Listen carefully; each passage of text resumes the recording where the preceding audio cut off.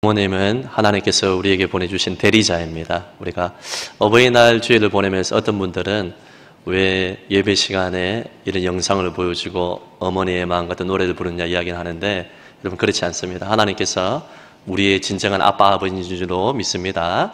예수님 안에서 하나님을 아빠 아버지로 부르는 그 은혜가 그 누구도 우리가 바꿀 수 없는 그런 은혜고 마땅히 하나님만 섬겨야 되는데, 하나님께서 부모님을 통하여서 이 땅에 우리를 보내주시고 양육해 하시고 또 은혜를 베풀어 주기 때문에 어머니와 부모님을 통하여서 하나님의 은혜를 우리가 돌아볼 수 있는 그런 의미에서 참으로 필요하다고 저는 생각을 합니다.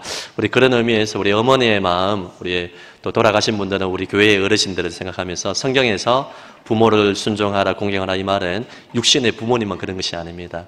영의 아버지, 교사들 뿐만 아니라 모든 어르신들을 포함하기 때문에 우리 어머니의 마음 오늘 같이 노래를 한번 불러보겠습니다.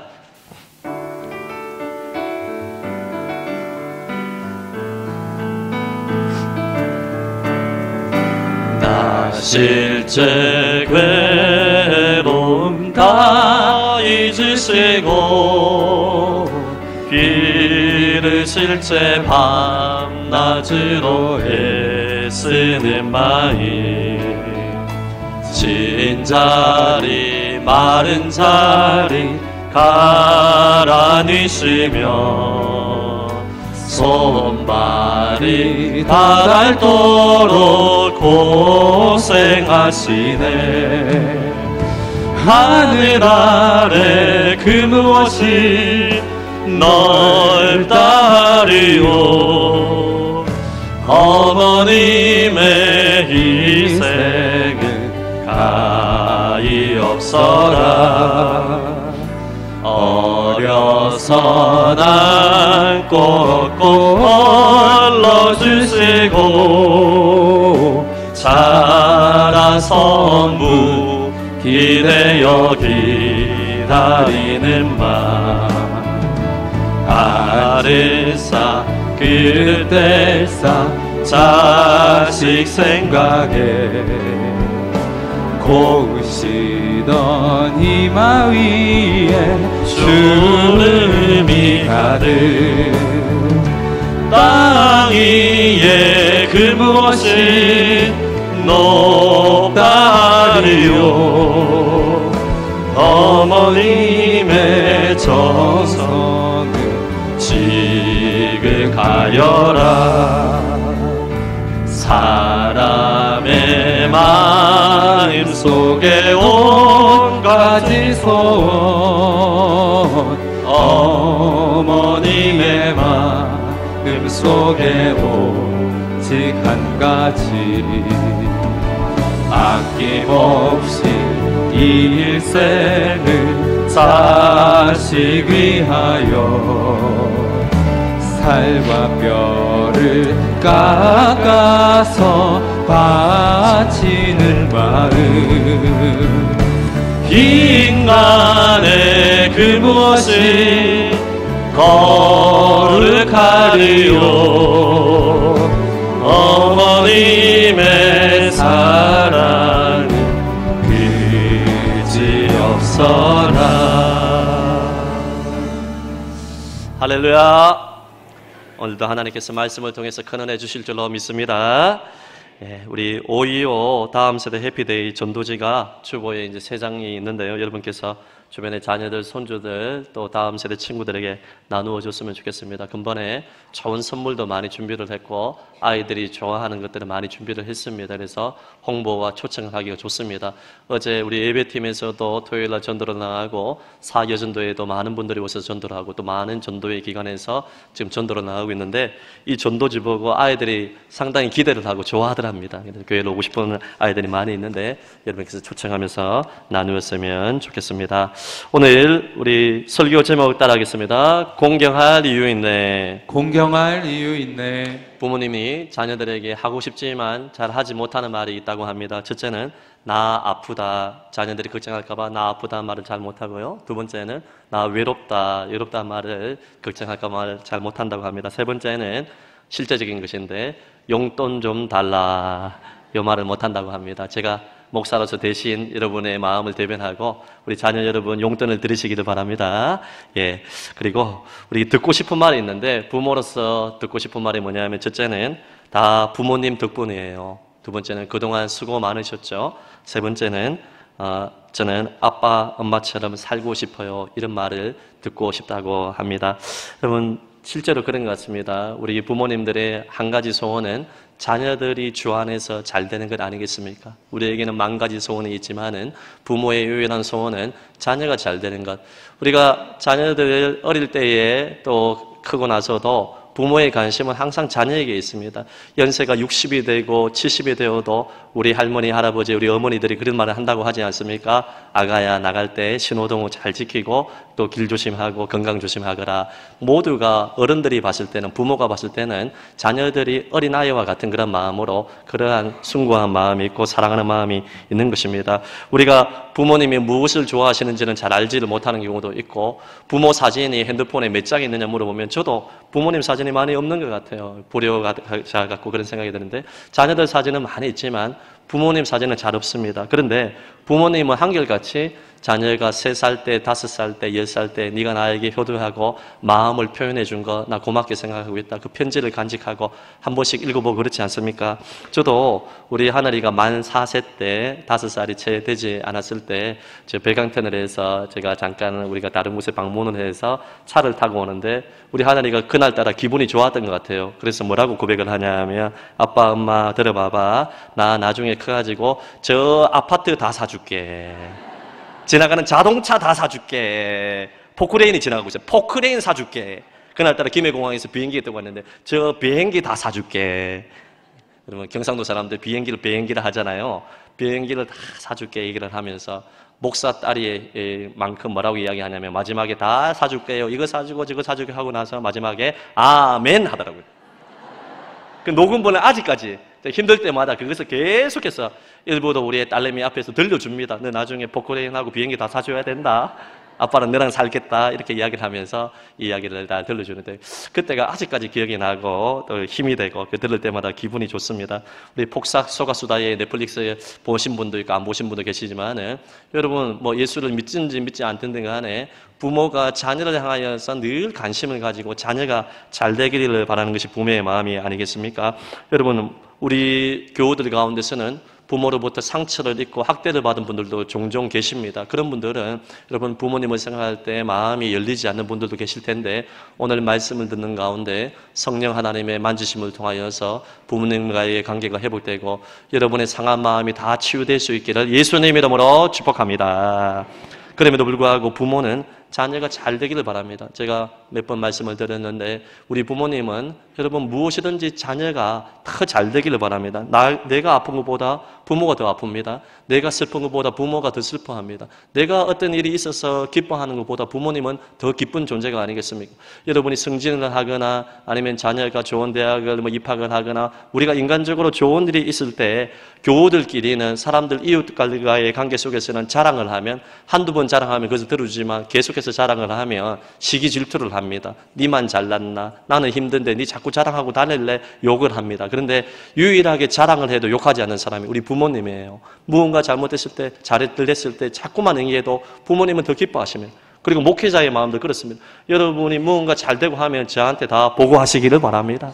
कारण 저는 기뻐요. 여러분이 승진하고 뭐 잘 되고 했을 때 아이고 뭐 자기 집안만 잘 되나 이런 생각 절대로 안 합니다. 부모님과 목회자의 마음은 그럼 자녀가 잘 되고 양떼가 형통하기를 바라는 것이 바로 부모의 마음 또 목회자의 마음이 아니겠습니까? 성경은 부모 공경에 대해서 강력하게 이야기를 하고 있습니다. 내 부모를 공경하라 명령입니다. 조건절이 아니에요. 반드시 공경을 해야 된다는 것입니다. 나를 태어나게 해준 축복의 통로가 되었기 때문에 하나님의 대리자이기 때문에 반드시 공경을 해야 된다는 것입니다.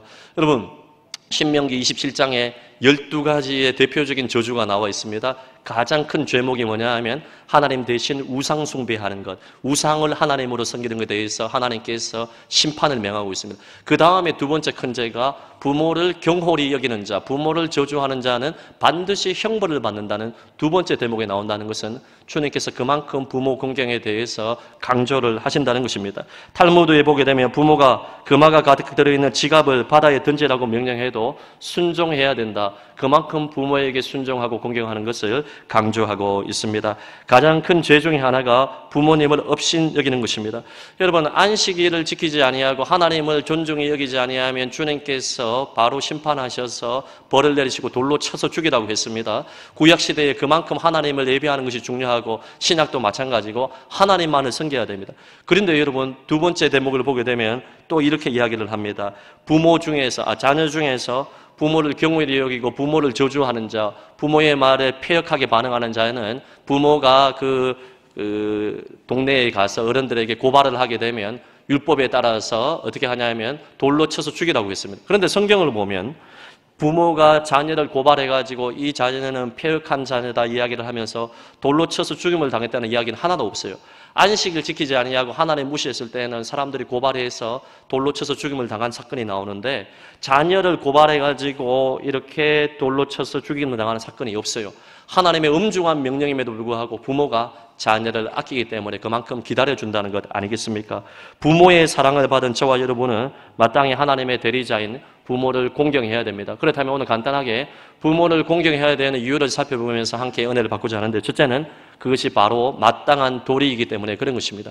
부모를 공경하는 것이 인간으로서 마땅히 해야 될 도리라는 것입니다. 여러분, 잠언 23장 22절 말씀을 보게 되면 이렇게 말합니다. 시작. 너를 낳은 아비에게 청종하고 내 늙은 어미를 경히 여기지 말지니라. 에베소서 6장 1절 말씀입니다. 시작. 자녀들아, 주 안에서 너희 부모에게 순종하라. 이것이 옳으니라. 아멘. 여러분, 10계명의 두 돌판이 있는데 1계명에서 4계명의 한 돌판은 하나님에 관한 말씀입니다. 너는 나 외에는 다른 신들을 두지 말지니라. 하나님만을 섬겨야 된다. 두 번째 돌판 5번째에서 10번째 중에서 약속이 있는 첫 계명, 이 계명을 지키게 되면 내 생명을 길고 복되리라고 하는 약속이 있는 첫 계명은 부모를 공경하라, 이 말씀밖에 없다는 것을 기억을 해야 됩니다. 부모를 공경하는 것은 해도 되고 안 해도 되고 아닙니다.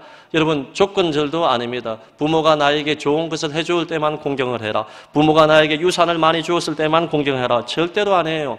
우리 부모가 빈부귀천, 남녀노소 이런 거 다 떠나서 우리의 부모기 때문에 우리는 마땅히 공경을 해야 된다는 것입니다.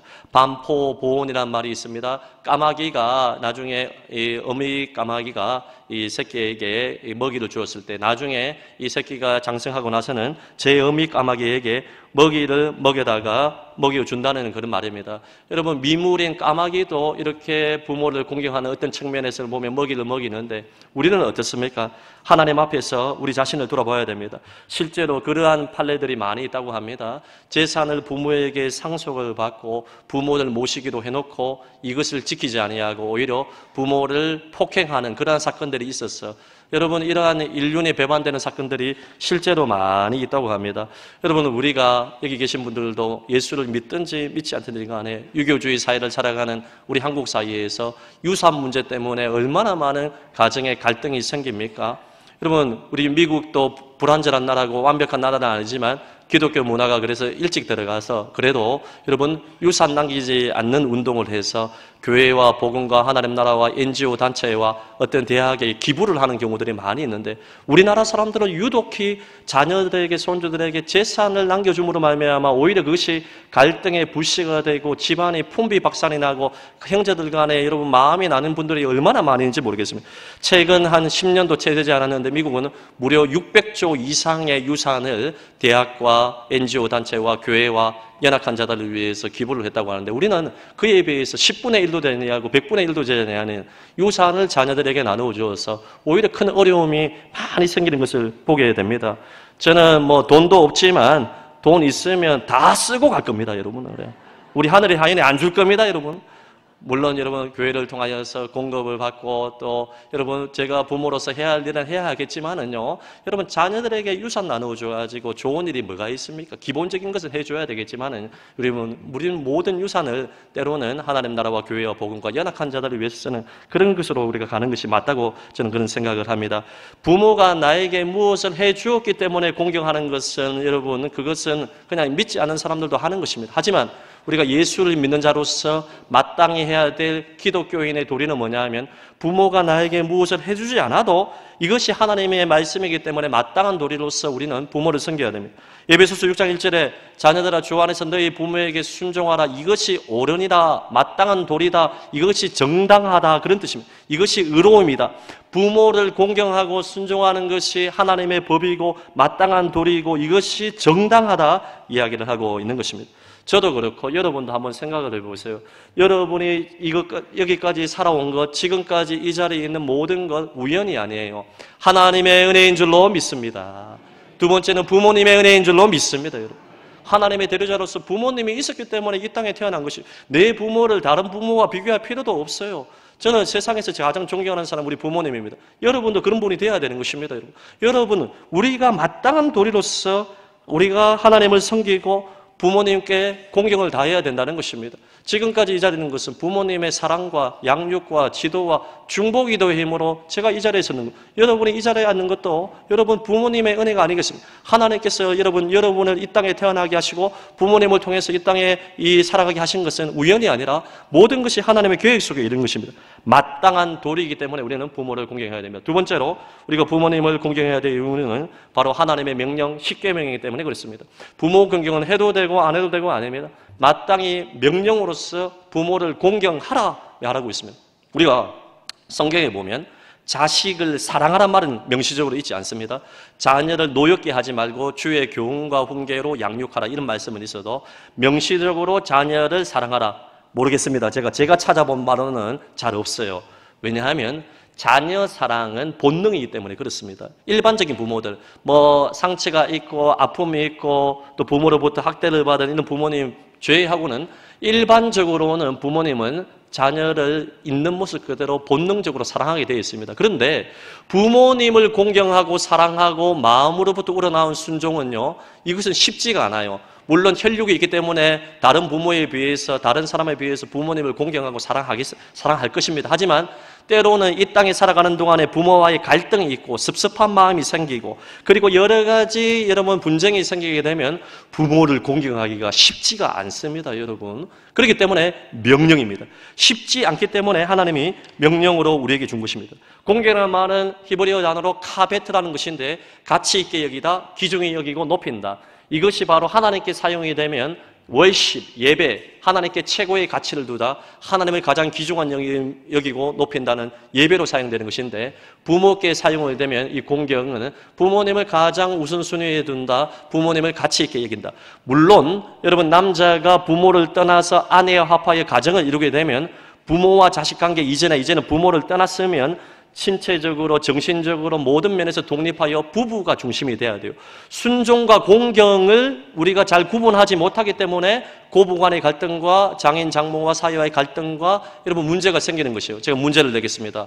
여러분 시어머니가 찾아와가지고 며느리 집에 찾아와가지고 아들네 집에 와서 여러분 찬장일 아시죠? 주방에 찬장 정리를 하는데 그릇 정리가 마음에 안 들어요. 그래서 며느리에게 잔소리를 합니다. 너는 왜 이 그릇을 여기 놔두고 이 정리도 안 되고 이렇게 하고 저렇게 하고 막 야단을 막 쳤습니다. 며느리가 스트레스를 받고 속이 많이 상했습니다. 이때 아들은 누구 편을 들어야 됩니까? 질문합니다. 대답 잘하시기 바랍니다. 누구 편 들어야 됩니까? 예. 이때는요, 여러분 아내 편을 들어야 돼요. 물론 어머니 앞에서는 어머니 제가 정리하고 돕겠습니다 하고 나서 어머니 가고 나서는 아내 편을 들어야 되는 것입니다. 왜냐하면 독립했기 때문에 그런 것입니다. 부부가 먼저기 때문에 그렇습니다. 이게 안 되기 때문에 네 부모에게 순종하라고 했는데 이 찬장 정리하는 것도 순종 못해? 아닙니다. 부모를 떠나서는 그 다음부터는 순종이 아니라 공경이에요. 순종의 의미도 포함되겠지만은 공경이 우선입니다. 부부가 먼저입니다. 그리고 나서 그 이후의 일들을 처리해야 됩니다. 자녀들아 부모를 주 안에서 순종하라. 이것은 어린 자녀들과 사춘기 자녀들, 우리가 독립하기 이전의 자녀들에게 순종이지 그 이후에는 순종이 포함되어 있는 것이지만은 공경이 우선이고 부부가 중심이기 때문에 우리가 이것을 서열을 잘 정리를 하고 우선순위를 분명히 해야 된다는 것입니다. 여러분은 우리가 부모님의 말씀에 가치를 둬야 된다. 잘 기억을 해야 됩니다. 예수님을 보십시오. 예수님은 하나님의 아들이고 메시아임에도 불구하고 부모님께 한 가지로 받들어 순종했다. 성경은 이야기합니다. 예수님이 십자가에 달려 돌아가실 때도 가쁜 숨을 몰아쉬면서도 육신의 어머니를 걱정했습니다. 사도 요한에게 앞으로는 이 어머니가 너의 어머니다 공경하고 받들어 모실 것을 부탁을 했습니다. 물론 예수님께서 사도 요한에게 이 어머니는 너의 어머니다 이 말은 신학적으로 보게 되면 육신의 혈통을 뛰어넘어서 모두가 예수 안에서 십자가 안에서 하나가 됐다. 할렐루야. 영적인 의미가 첫 번째지만은 두 번째 의미로서 효도로서 이 어머니가 너의 어머니다라고 표현을 하신 것입니다. 예수님은 한 가지로 받들어서 예수님은 어머니의 말씀, 아버지의 말씀에 순종해서 하나님의 명령을 몸소 지키는 것을 우리에게 보여주었습니다. 여러분, 부모 공경은 억지로라도 해야 되는 것입니다. 옛날 이조시대에 어느 임금님이 서울을 떠나서 개성을 향해 갔는데요. 그 개성 지역에 한 노모가 그 소식을 듣고 아들에게 부탁을 했습니다. 내가 죽기 전에 임금님의 용안을, 얼굴을 한번 보는 것이 내 소원이다. 그때 그 아들이 효자라서 어머니를 덜쳐 업고 심리를 모시고 가서 땀을 뻘뻘 흘리고 가서 그 사람들의 행렬 가운데서 발치를 들고 어머니를 이렇게 딱 모셔서 임금님의 용안을 보게 했습니다. 임금님이 그 소식을 듣고 너무나 감동을 받아가지고 그 아들에게 이 금과 쌀 한 섬, 금 100냥을 선물로 주었습니다. 이 소식을 들었던 불효자 하나가 돈을 벌기 위해서 원치도 않는 어머니를 들쳐매고 와가지고 찾아와가지고 심리길을 와가지고 발치를 들고 어머니가 싫어하는데도 불구하고 어머니가 임금님의 얼굴을 보도록 했습니다. 그리고 소문을 막 냈어요. 내 어머니 모시고 와가지고 이렇게 왔습니다. 심리길을 땀을 흘리며 왔습니다. 소식이 들어가도록. 근데 이 소식을 자세히 알았던 신하들이 가지고 뭐라고 이야기를 하면 이제 임금님 저놈은 불효자입니다. 이렇게 이야기를 했습니다. 그럼에도 불구하고 이 왕이 이 똑같이 금 100냥과 쌀 한 섬의 상을 주었답니다. 아니 임금님 그러면 됩니까? 저놈이 어떤 놈이지 않습니까? 불효자입니다. 돈이 탐나서 저렇게 엄마가 원치 않는데도 불구하고 이렇게 데리고 왔습니다. 벌을 줘야 됩니다. 라고 하니까 임금님이 하시는 말씀이 뭐냐 하면 효도는 흉내만 내도 좋은 거야. 그런 거로 상을 주라. 이렇게 이야기를 호랑이 성경 보던 시절에 이야기가 있습니다. 여러분 실제로 그렇습니다. 하나님의 명령은 지키고 싶을 때만 지키는 것이 아닙니다. 마음으로 우러나와서 지키는 것이 가장 좋지만 때로는 감정이 원치 않는다 할지라도 여러분이 감정이 원하는 대로 한다면 예배 드리고 싶을 때만 드리고 전도하고 싶을 때만 섬기고 싶을 때만 목장 모임 하고 싶을 때만 다른 사람을 봉사하고 싶을 때만 봉사한다면 감정이 따라주지 않을 때가 훨씬 많습니다. 하지만 구레네 시몬처럼 억지로라도 십자가를 지고 하나님의 말씀이기 때문에 복종시켜서 기쁨으로 순종하게 된다면 부모 공경을 실천하게 된다면 하나님께서 그 사람에게 크나큰 복을 주실 줄로 믿습니다. 오늘 마지막 세 번째로 부모를 공경하는 이유는 바로 축복의 기회가 되기 때문에 그렇습니다. 오늘 성경 말씀 보면 부모를 공경하면 내 생명이 길고 복을 누리리라 이야기합니다. 저는 목회를 하면서 느끼는 게 뭐냐 하면 실제로 그렇다. 저는 이 말씀을 믿습니다. 부모를 공경하는 그 자체가 행복이고 기쁨입니다.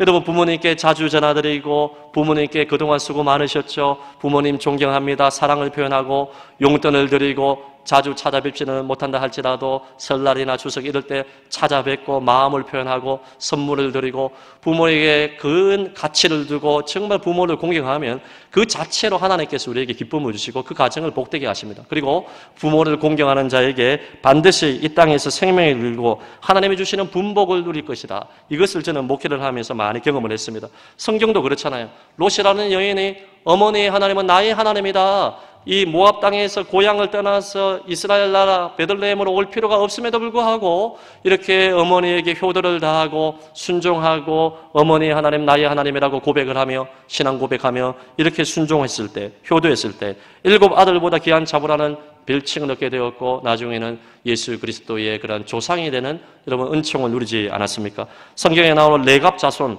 에레미야 35장에 보게 되면 조상들이 포도주를 마시지 말라 했을 때 그 조상들의 명령에 순종하여서 끝까지 그 말씀을 지켰을 때 하나님께서 레갑 자손을 축복하셔서 자손 대대로 내 앞에 설 사람이 영영에 끊어지지 아니하는 축복을 주었음을 우리는 알 수가 있습니다. 제가 목회했을 때 아는 권사님 한 분이 이전교회에서 늘 부모님을 공경하고 아침 식사를 대접을 하고 늦게까지 직장 생활을 하고 와서도 저녁 늦게까지 부모님에게 안마를 해드리고 늘 대화 상대가 되어드리고 늘 부모님을 공경하니까 하나님께서 그 권사님의 가정에 복의 복을 다하여 주셔서 어려움을 돌파하고 하나님 주시는 기쁨이 넘치는 거예요. 물질이 많아서 그런 것이 아닙니다. 어떤 다른 많은 것을 소유해서 그런 것이 아니라 하나님이 부모를 공경하는 자에게 영혼의 기쁨을 주시고 내 생명의 길고 잘되게 하는 하나님의 분복이 있다는 것을 우리는 기억을 해야 됩니다. 사랑하는 성도 여러분, 부모님이 살아계실 때 축복의 기회인 줄 알고 부모를 공경하시기를 바랍니다. 말씀의 결론을 맺도록 하겠습니다. 여러분, 부모님이 돌아가셨더라면 교회의 어르신들에게 효도하십시오. 이웃의 우리 할머니, 할아버지들에게 효도하시기를 바랍니다. 부모를 공경하는 자에게 하나님이 축복을 줍니다. 우리가 주님 앞에 설 때가 얼마 남지 않았습니다. 저도 곰곰이 한번 생각을 해보면 20살 때에 집을 떠나서 26년째, 25년 이상을 집에를 잘 못 가잖아요. 설날, 추석 때도 한 번씩 가지만 목회를 하고 담임을 하고 나서부터는 잘 안 갑니다. 가도 잠깐 있다고 식사만 하고 오고, 그리고 어머니 아버지께서 자주 하시는 말씀이 하나님께 바치는 아들인데 목양을 하고 교회를 돌봐야지 자주 오지 마라, 그런 말씀하세요. 자주 오지 마라 말씀을 하시지만 얼마나 이 아들이 보고 싶겠습니까? 여러분 같으면 안 보고 싶겠어요? 별로 안 보고 싶어하는 것 같은데 얼마나 이 막내 아들이 보고 싶겠습니까? 그럼에도 불구하고 하나님께 드렸으니까 너는 목회 열심히 해라 이렇게 말씀을 하시는데, 우리가 부모님께 효도하고 할 날이 얼마 남지 않았습니다. 우리 먼저 천국에 가신 부모님을 생각하시는 분들 보게 되면 내가 있을 때 잘했어야 되는데 그런 생각이 얼마나 많이 듭니까? 한 번씩 목양실에서 생각을 하면 우리 부모님도 이제 몇십 년 후면 또 언제 오늘 내일 될 수도 있고 언제든지 하나님의 부르심을 받을 수 있는데 내가 잘해야 되는데 하면서도 잘 안 될 때가 있어요. 지난달부터 어머니께서 이제 통화를 하면 항상 하시는 말씀이 뭐냐면, 마지막에 예전에는 안 그러셨는데 마지막 끊을 때마다, 전화 끊을 때마다 아들아 사랑한다 항상 이 얘기를 하세요. 지금 35번 하세요. 2달 동안. 근데 제가 표현을 잘하는 아들임에도 불구하고 어머니가 그런 표현을 하는데 저도 엄마 사랑합니다 이 말을 잘 못하겠더라고요. 경상도에서 자라서 그런지 모르겠지만, 그런데 노력을 해서 저도 엄마 사랑합니다 노력을 하거든요. 우리가 부모님께 표현할 날 얼마 남지 않았습니다. 부모님이 먼저 천국 가셨더라면 여러분 교회의 어르신들에게 사랑을 표현하시고 안마도 해드리고 용돈도 드리고 여러분 축복의 말도 해드리고, 그것이 바로 우리가 복을 받는 비결이 아니겠습니까? 여러분, 우리가 말씀의 결론을 맺으면서 여러분에게 말씀을 드리겠습니다. 믿지 않는 부모님이 계시다면 가장 큰 효도는 6.22 행복 나눔 축제에 초청하여 복음을 듣게 하고 우리 어머니 아버지가 천국 가게 해드리는 것입니다. 할렐루야. 여러분, 예수 그리스도를 믿지 않는 부모님에게 복음 전해야 돼요. 제가 이야기만 하고 마치겠습니다.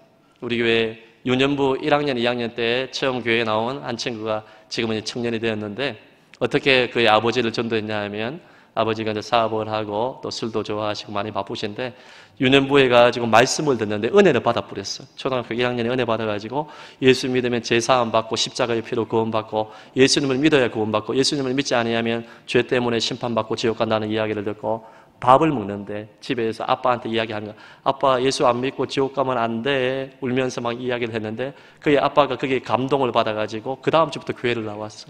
우리 교회 집사가 되고 할렐루야. 온 가족이 복음화가 되고. 여러분, 우리가 부모에게 할 수 있는 가장 큰 의도는 복음을 전하여서 초청하여서 예수 믿게 하는 것입니다. 사랑하는 성도 여러분, 기억하십시다. 예수님 안에서 하나님이 우리 아빠 아버지가 된 줄로 믿습니다.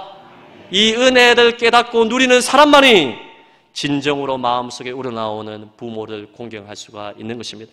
하나님의 명령이기 때문에, 마땅한 도리이기 때문에, 축복의 기회이기 때문에 부모를 공경하여 우리가 분복을 누리는 건 마땅하지만, 때로 우리에게 가장 중요한 것은 예수님 안에서 하나님이 내 아버지가 되셨기 때문에 신명기 5장 16절의 이 십계명을 마음으로 우러나와서 부모를 공경하여 주 예수 그리스도의 은혜를 누리고 오늘 성경에 말씀하고 있는 내 생명의 길고 복되리라는 이 모든 분복을 모든 교우들이 함께 누릴 수 있기를 예수님 이름으로 축복합니다.